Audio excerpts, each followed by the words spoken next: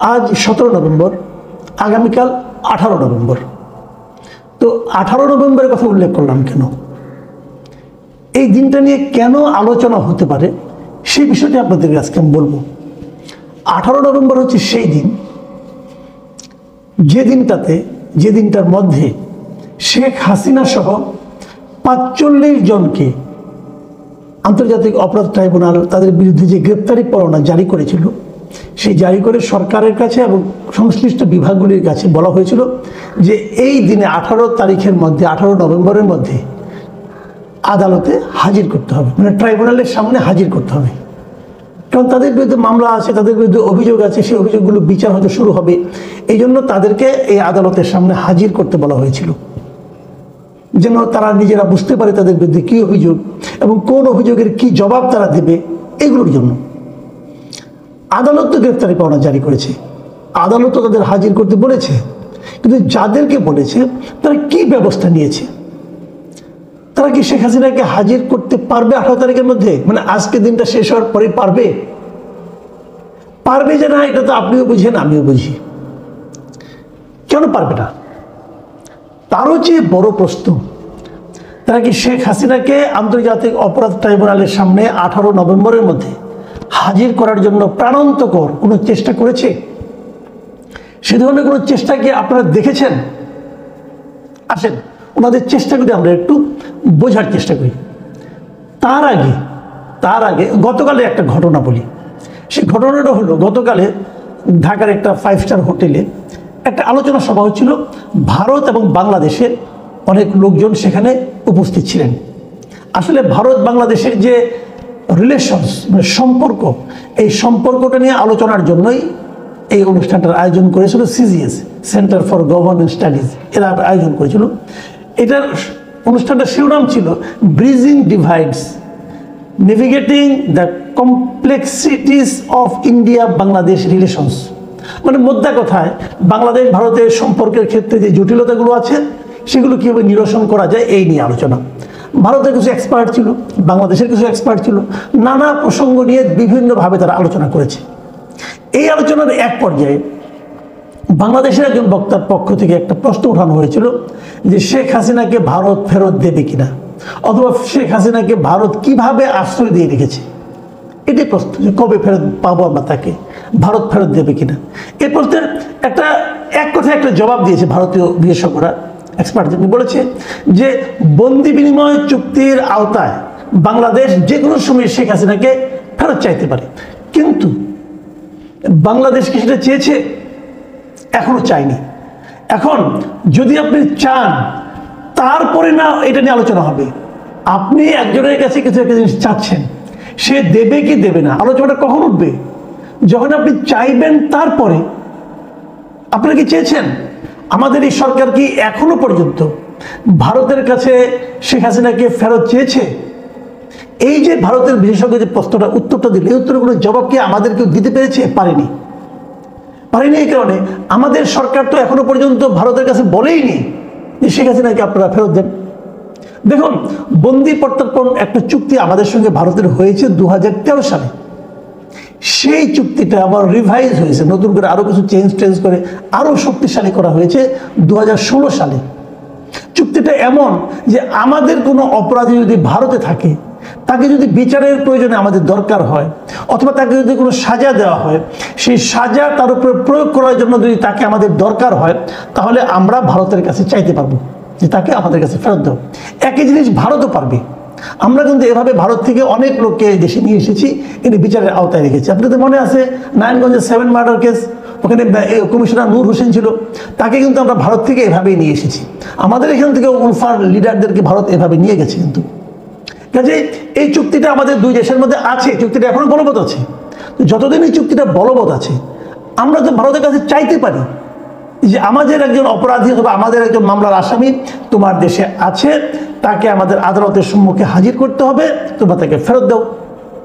চাওয়ার পর ভারত কি বলে না বলে তার উপর তো আমার প্রতিক্রিয়া। কিন্তু আমার সরকার এখন পর্যন্ত সেরকম কিছু চাচ্ছে না। কেন? সরকার একটা কাজ করছে। সরকার মানে কি, এই ট্রাইব্যুনালের যিনি চিফ প্রসিকিউটর, উনি বলেছেন যে আমরা শেখ হাসিনাকে আনার জন্য ইন্টারপোলকে জানিয়েছি এবং ইন্টারপোলকে বলেছি তাদের যে রেড কর্নার নোটিশ আছে সেখানে যেন শেখ হাসিনা যেন তারা একটা নোটিশ জারি করে, রেড অ্যালার্ট যেটাকে বলি আমরা, রেড অ্যালার্ট জারি করতে বলেছি আমরা। আচ্ছা, এখন আমরা একটু বোঝার চেষ্টা করি ইন্টারপোলের রেড অ্যালার্ট জিনিসটা কি। এটার মাধ্যমে কি শেখ হাসিনাকে আমরা আনতে পারবো দেশে? রেড অ্যালার্টটাকে শোনার ভাই, একটা আন্তর্জাতিক ইন্টারপোল যেটা আছে, ইন্টারপোলের আন্তর্জাতিক সংস্থা, তাদেরকে আমরা জানাবো যে এই লোকটাকে আছে, আপনাদের একটা ওয়েবসাইট আছে, ওয়েবসাইটের মধ্যে এটা বলা হয় রেড কর্নার নোটিশ জারি করা আর কি, সেখানে এই নামটা আপনারা ঢুকান।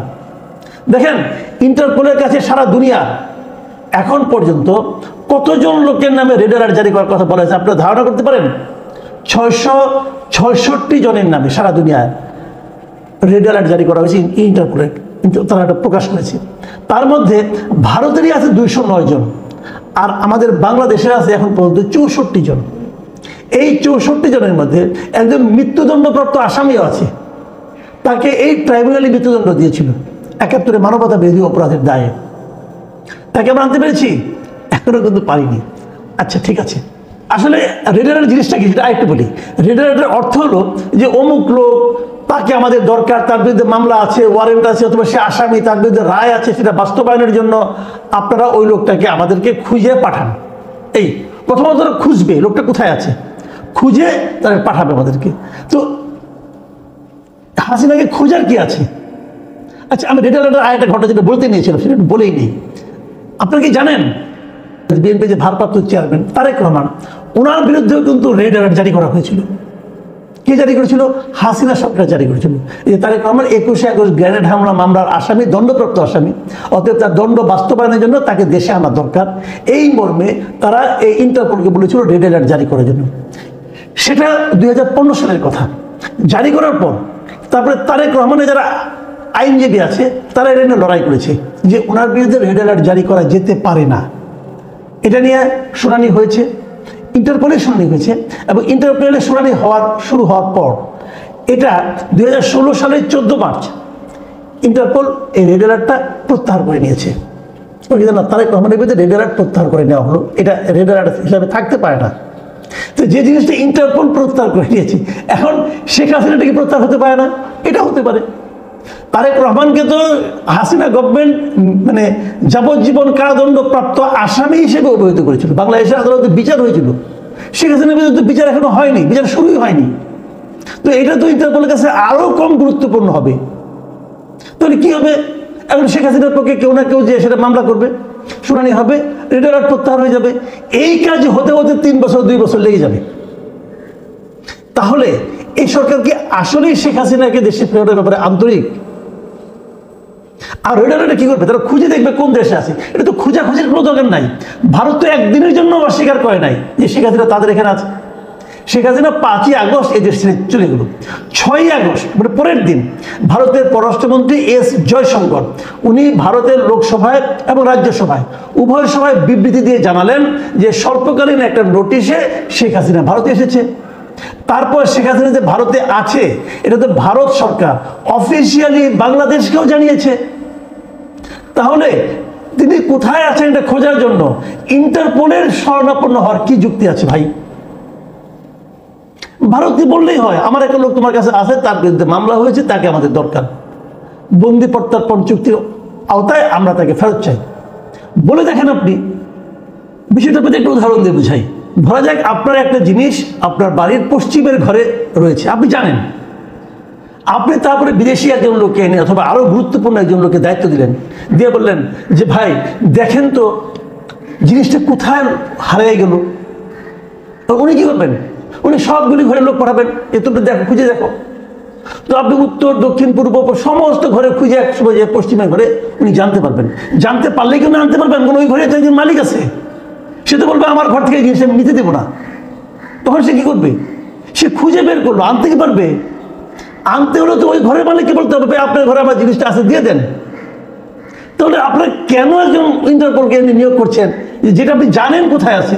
ওখানে বললেই তো হয় ভাই হাসিনাকে দিয়ে দেন, এই মহিলা এতগুলি খুনের আসামি, তাকে আমরা বিচার করতে চাই। তো তাকে না বলে এদিক ওদিক ছোটাছুটি কেন করছেন?